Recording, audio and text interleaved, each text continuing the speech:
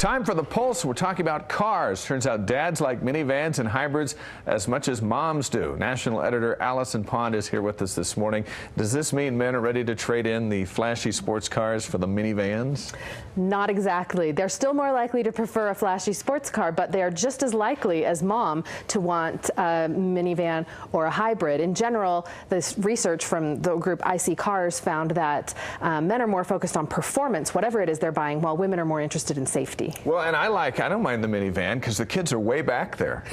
Watching you're TV. up front by yourself where you're an island, so to speak. So I agree with that. All right, toilet paper. What does that mean? Toilet paper and diapers. What does that mean for a country? What does it say about the people who live in a certain country? So Euromonitor, market research firm, mapped out buying patterns of these different paper products, and you can tell a lot about demographics. For example, diapers are bought more often in countries like Mexico and in Southeast Asia, where they have very young populations, right, whereas you see in places like Western Europe or Japan that they will buy a lot more incontinence products. You also see a lot more of toilet paper bought in really prosperous countries because they have more bathrooms per capita. Who's behind this study? Who's doing this? Is it the Pampers? Or, I think you mentioned it, but what is this? It's a market research firm that's trying to help people market these products more effectively in these countries. Harvey Weinstein's made a lot of violent movies, but he says he's not going to make any egregious violent films. Where's that coming from?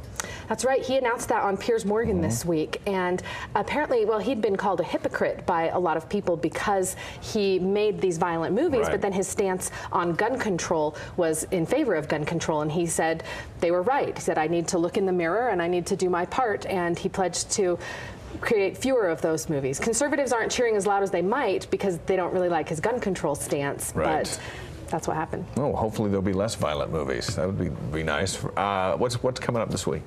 So we're looking at a few different angles, different interesting family stories. We're going to be looking at some profiles of Olympic families with the Olympics right around the corner, as well as a look inside some political families and what that looks like for them when someone in their family is running for office. Well, we were just talking with Carol Makita earlier in the show about MIT, and that seems to capture that as well behind the scenes. All right, Allison, thank you very much. Good to see you as always. Thanks, you too. We'll see you next week, and that's our report this Sunday.